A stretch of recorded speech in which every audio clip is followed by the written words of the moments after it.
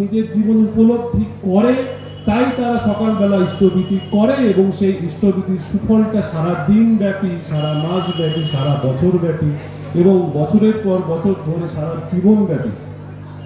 সেইখানে ঠাকুর বলেছেন ঠাকুরত্বকে জাগাতে হবে, মানে ঠাকুর যেগুলো করতে চেয়েছেন, ঠাকুর যেগুলো বলতে চেয়েছেন কিন্তু তার স্বল্প বিপদদশায় যেই কাজগুলো করতে পারেননি, ঠিক সেই কাজগুলোকে আচার্যদেরকে মাথায় রেখে তার যে নির্দেশ আছে সেই নির্দেশকে পালন করে সমাজের প্রতিটি প্রান্তিক মানুষের কাছে পৌঁছে যেতে হবে। ঠাকুর বলেছেন তুমি যদি একটি পিপিলিকারও ব্যথা অনুভব না করতে পারো তাহলে তোমার থেকে হীন কে আছে।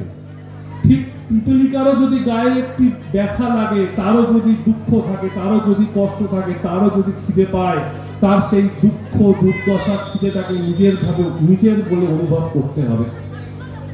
যাদবপুর ইউনিভার্সিটির লাইব্রেরিতে গিয়ে আমরা দেখতে পেয়েছি বিভিন্ন সময় কোনো এককালে কিছু বেতন বৃদ্ধি করার জন্য নাকি শিক্ষকদের আন্দোলন হয়েছিল, শিক্ষকরা রাস্তায় বসে গেছিল সেই সময়তেও, কিন্তু সেই সময় মানুষের জীবনে একটা অন্যরকম মূল্যবোধ ছিল।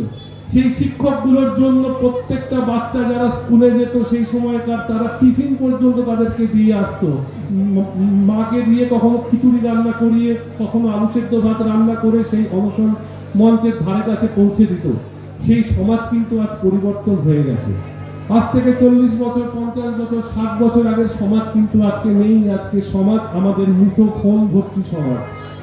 ইন্টারনেট আমাদের যেগুলো দেখাচ্ছে, আমাদের আগামী প্রজন্ম সেটা দেখতে বাধ্য হচ্ছে, ওটাই তাদের কাছে জগৎ। তাই সেই জগতের বাইরেও যে আরো একটা জগৎ আছে, যেই জগতে একটা পিঁপড়ের গায়ের ব্যথাকেও অনুভব করতে হয়, সেটা ঠাকুর শিখিয়ে দিয়ে গেছেন। ঠাকুর আরো বলেছেন বাঁচা বাড়ার মর্ম যা ধর্ম বলে জানিস তা, মানে বাঁচতে হবে এবং বাড়তে হবে, সেটাই আমাদের ধর্ম।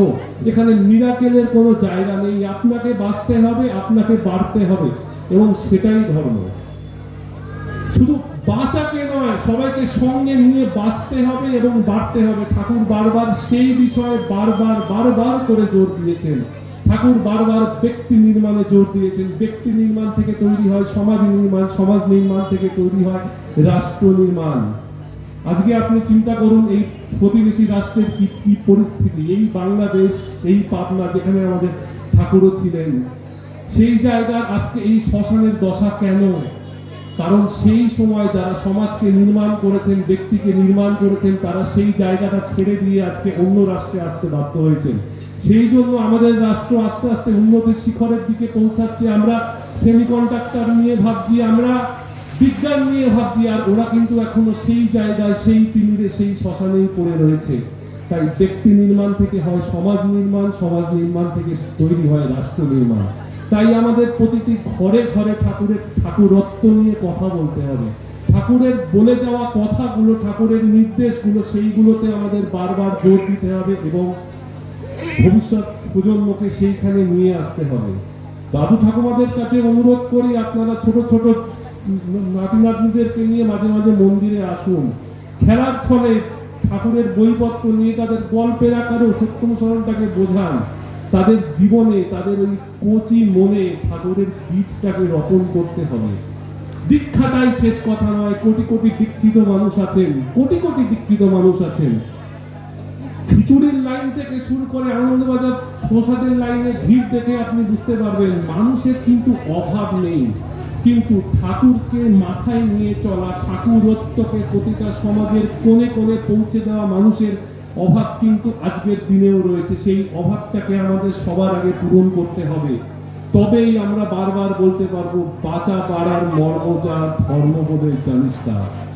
সবাই ভালো থাকবেন, সবাই নিজেদের সুস্থ রাখবেন এবং ব্যক্তি নির্মাণ থেকে সমাজ নির্মাণ, সমাজ নির্মাণ থেকে রাষ্ট্র নির্মাণ, এই চিন্তাটা একদম মাথায় নিয়ে, ঠাকুরের বাণী এবং আশীর্বাদকে মাথায় নিয়ে আজ থেকে এই সংকল্প নিয়ে যার যার ব্যক্তি জীবনে, ব্যক্তি কর্মে এবং সব কিছুর মধ্যে আমার ঠাকুরকে ফুটিয়ে তুলবেন, ঠাকুরত্বকে ফুটিয়ে তুলবেন এবং সমাজকে ঠাকুরময় করে তুলবেন। জয় গুরু। তার অভিজ্ঞতার কথা বলল, আমরা খুব আনন্দ পেলাম। এখন আলোচনা করবেন ব্যারাকপুর থেকে আসছেন কুমার ভট্টাচার্য, ব্যারাকপুর।